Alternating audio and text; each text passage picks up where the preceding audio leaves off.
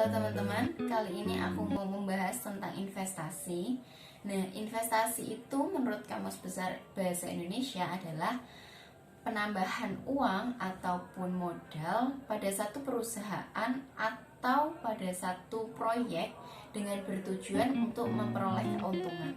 Nah, aktivitas investasi ini sendiri adalah menempatkan modal yang berupa uang ataupun aset berharga lainnya pada satu benda ataupun satu lembaga ataupun satu pihak dengan bertujuan atau dengan harapan si pemodal dapat memperoleh keuntungan pada kurun waktu tertentu.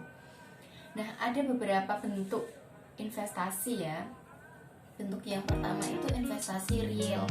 Investasi real itu seperti investasi di tanah, logam, dan properti. Sedangkan investasi di finansial itu seperti reksadana, terus aset-aset seperti saham dan juga hak-hak obligasi itu termasuk di investasi real.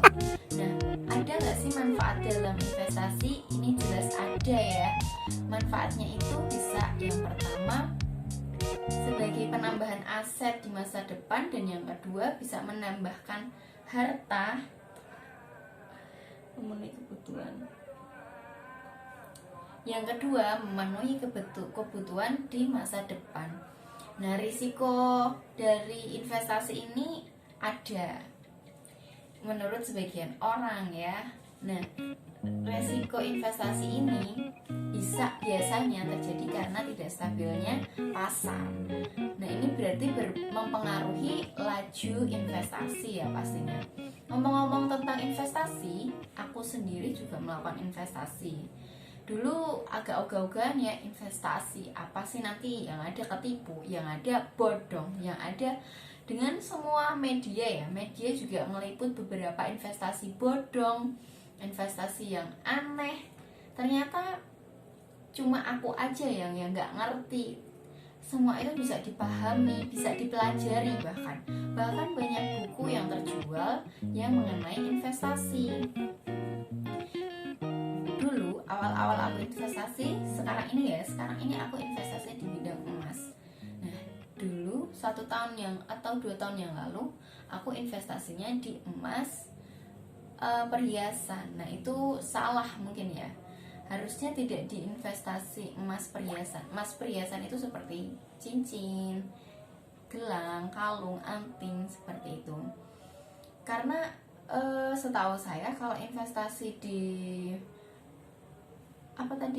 cincin, kalung, emas itu tadi, itu dipakai nggak dipakai namanya tetap mantan atau bekas. Tapi kalau investasi di emas batangan, dia tidak bekas ya. Meskipun udah dijual beli itu dia tidak dinamakan barang bekas ya, emas bekas. Karena penjualan dari emas batangan itu bukan dipengaruhi oleh naiknya harga di masyarakat ya, atau ini udah lama atau enggak. Nah, emas batangan itu dipengaruhi oleh harga pasar. Nah, kalau harga pasarnya naik, harga emasnya juga naik. Nah, kalau beda dengan emas yang bukan batangan, emas perhiasan, nah itu tergantung ya. Apalagi masih banyak potongan, itu yang membuat harga emas di emas perhiasan jauh tidak stabil menurut saya sih. Kalau emas batangan itu jauh lebih stabil ya, karena mengikuti harga pasar. Permintaan dan penawaran kan pasti ada ya dalam bidang ekonomi, itu juga yang mempengaruhi. Nah, setelah aku tahu nih kalau aku salah, akhirnya aku berubah tidak menggunakan emas perhiasan sebagai investasi. Sekarang saya menggunakan emas batangan. Nah, kalau ditanya udah pernah jual apa belum? Jawabannya belum, karena masih cuma beberapa gram doang gitu loh, belum banyak. Dan kalau nggak kepepet, saya nggak akan jual juga gitu sih menurut aku. Atau ada penawaran investasi yang lebih menarik, nah mungkin saya akan jual. Mungkin investasi yang lebih menarik menurut saya seperti tanah ataupun properti. Jadi kayak kayak Robert Kiyosaki ya, yang bisa bermainnya itu di real estate. Tapi kan ya itu proses belajar dulu, karena aku juga masih banyak salah. Aku bahkan belum belajar mengenai lajunya pasar ya, pasar emas itu aku juga belum belajar sampai situ. Yang aku pelajari hanya oke, baru beli dulu gitu. Ya jangan ditiru ya, kalian harus lebih bisa belajar lagi. Aku pun juga sampai sekarang belajar gitu loh. Ya yang aku pelajari dari mentor aku ya udah nggak usah mikirin jual emasnya, tapi mikirin yang penting bisa nabung emasnya itu dan konsisten. Karena aku sendiri jujur juga baca buku dari Robert Kiyosaki ya, yang judulnya Quadrant Cash Flow Quadrant mungkin ya namanya.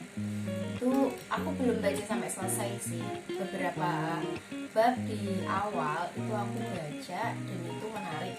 Yang pertama yang bisa aku petik ya, beliau kan tokoh seorang investor ya, jadi udah terkenal dari, kalau ada nama Robert Kiyosaki oh berarti investor itu ya kan.